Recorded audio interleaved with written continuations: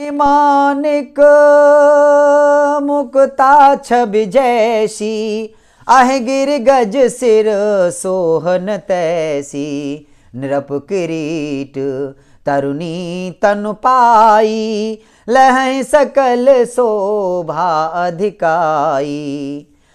मणिमाणिक और मोती की जैसी सुंदर छवि है। वह सांप, पर्वत और हाथी के मस्तक पर वैसे शोभा नहीं पाती। राजा के मुकुट और नवयुवती स्त्री के शरीर को पाकर भी ये सब अधिक शोभा को प्राप्त होते हैं। तैसे ही सुकवि कवि तु बुद्धि कहही, उपजहि अनत अनत छब लहही। भगति हेतु विधि भवन बिहाई, सुमिरत सारद आवति धाई।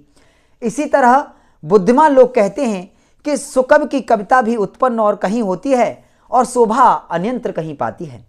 अर्थात कवि की वाणी से उत्पन्न हुई कविता वहां शोभा पाती है जहां उसका विचार, प्रचार तथा उसमें कथित आदर्श का ग्रहण और अनुसरण होता है। कवि के स्मरण करते ही उसकी भक्ति के कारण सरस्वती जी ब्रह्मलोक को छोड़कर दौड़ी चली आती हैं। रामचरित शर बिनु अनवाए, सो श्रम जाय न कोटि उपाय। कवि को वेद यश हृदय विचारी, गावै हरि जस कलिमल हारी।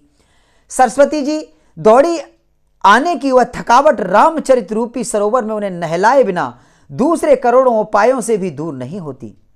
कवि और पंडित अपने हृदय में ऐसा विचार कर कलयुग के पापों को हरने वाले श्री हरि के यश का ही गान करते हैं।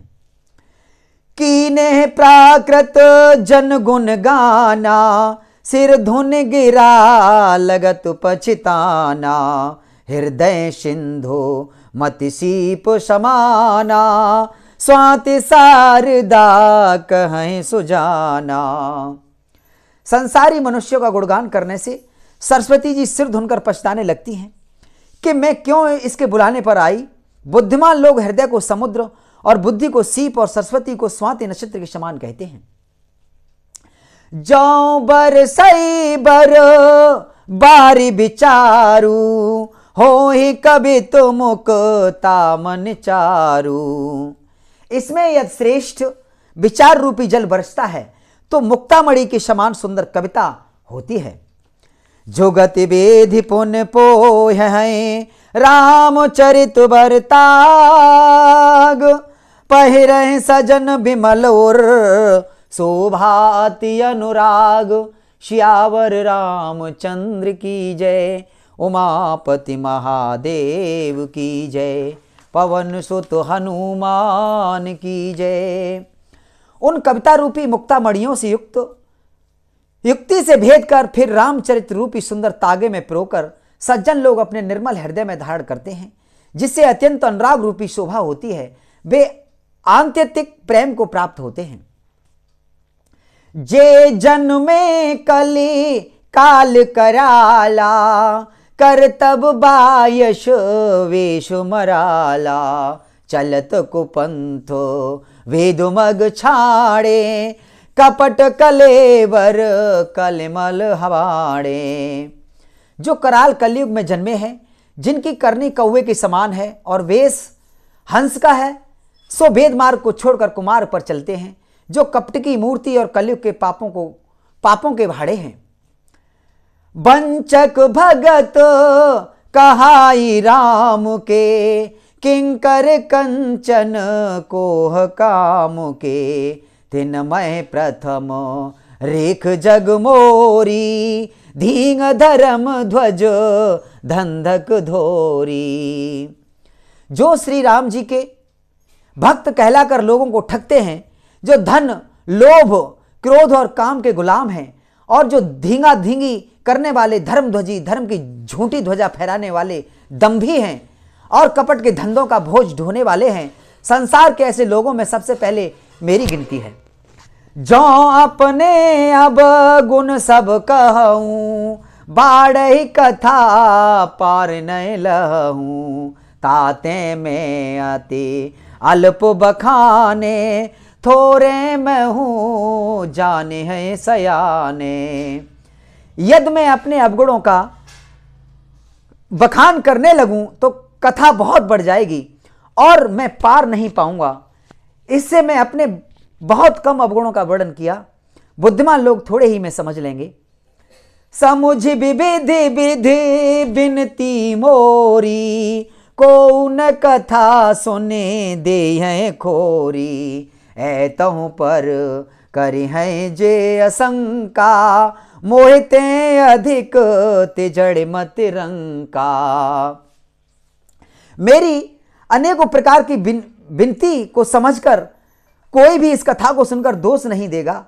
इतने पर भी जो शंका करेंगे वे तो मुझसे भी अधिक मूर्ख और बुद्धि के कंगाल होंगे। कभी न हो नहीं चतुर कहावऊं, मति अनुरूप राम गुण गावऊं। कहें रघुपति के चरित अपारा, कहें मति मोर निरत संसारा। मैं न तो कवि हूं और न चतुर कहलाता हूं, अपनी बुद्धि के अनुसार श्री राम जी के गुण गाता हूं। कहां तो श्री रघुनाथ जी का अपार चरित्र और कहां संसार में आसक्त मेरी बुद्धि। जय ही मारुति गिरि मेरुड़ाही, कहूं तूल कहे लेखे माही। समुझत अमित राम प्रभुताई, करत कथा मन अति कदराई। जिस हवा से सुमेरु जैसे पहाड़ उड़ जाते हैं, कहिए तो उसके समाने रुई किस गिनती में है। श्री राम जी की असीम प्रभुता को समझकर कथा रचने में मेरा मन बहुत हिचकता है। सारद से सुमहे सुविधि, आगम निगम पुराण। नेति नेति कह जा सुगुन, करहि निरंतर गान। सियावर रामचंद्र की जय, उमापति महादेव की जय। पवन सुत हनुमान की जय, बोलो भाई सब संतों की जय। सरस्वती जी, शेष जी, शिव जी और ब्रह्मा जी शास्त्र, वेद और पुराण ये सब नेति नेति कहकर पार नहीं पाकर ऐसा नहीं कहते हुए सदा जिनका गुणगान किया करते हैं। सब जानत प्रभु प्रभुता सोई, तदपि कहें बिनु रहा न कोई। जहां वेद अस कारण राखा, भजन प्रभाओ भांति बहु भाषा। यद्यपि प्रभु श्री राम जी की प्रभुता को सब ऐसी अकथनीय ही जानते हैं, तथापि कहे बिना कोई नहीं रहा। इसमें वेद ने ऐसा कारण बताया है कि भजन का प्रभाव बहुत तरह से कहा गया है, अर्थात भगवान की महिमा का पूरा वर्णन तो कोई कर ही नहीं सकता, परंतु जिसके जितना बन पड़े उतना भगवान का गुणगान करना चाहिए, क्योंकि भगवान के गुणगान रूपी भजन का प्रभाव बहुत ही अनोखा है। उसका नाना प्रकार से शास्त्रों में वर्णन है। थोड़ा सा भी भगवान का भजन मनुष्य को सहज ही भवसागर से तार देता है। एक यनीह अनुरूप यनामा, अज सचिदानंद परधामा। व्यापक विश्व रूप भगवाना, तह धरि देहे चरित कृत नाना। जो परमेश्वर एक है, जिनके कोई इच्छा नहीं है, जिनका कोई रूप नहीं और जिनका कोई नाम नहीं है, जो अजन्मा सच्चिदानंद और परम धाम है और जो सबके व्यापक एवं विश्व रूप हैं, उन्हीं भगवान ने दिव्य शरीर धारण करके नाना प्रकार की लीला की है। सो केवल भगतन हित लागी, परम कृपाल प्रणत अनुरागी। जह जन पर मम ता अति छोहू, जह करुणा करे कीनन कोहू। वह लीला केवल भक्तों के हित के लिए ही है, क्योंकि भगवान परम कृपालु हैं और शरणागत के बड़े प्रेमी हैं, जिनकी भक्तों पर बड़ी ममता और कृपा है, जिन्होंने एक बार जिस पर कृपा कर दी उस पर फिर कभी क्रोध नहीं किया। गई बहोरी गरीब नेवाजू, सरल सबल साहिब रघुराजू, बुद्धि बर नहे हर जस अस जानी, करहे पुनीत सुफल निजुबानी। वे प्रभु श्री रघुनाथ जी गई हुई वस्तु को फिर प्राप्त करने वाले हैं। गरीब निवाज, दीन बंधु, सरल स्वभाव, सर्वशक्तिमान और सबके स्वामी हैं। यही समझकर बुद्धिमान लोग उन श्री हरि का यश वर्णन करके अपनी वाणी को पवित्र और उत्तम फल, मोक्ष और दुर्लभ भगवत प्रेम देने वाली बनाते हैं।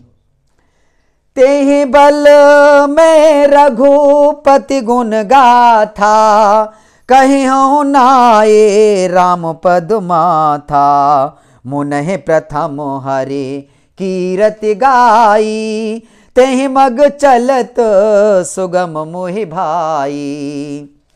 उसी बल से महिमा का यथार्थ वर्णन नहीं, परंतु महान फल देने वाला भजन समझकर भगवत कृपा के बल पर ही मैं श्री राम जी के चरणों में सिर नवाकर श्री रघुनाथ जी के गुणों की कथा कहूँगा। इसी विचार से वाल्मीकि, व्यास आदि मुनियों ने पहले हर की कीर्ति गाई है। भाई उसी मार्ग पर चलना मेरे लिए सुगम होगा। अति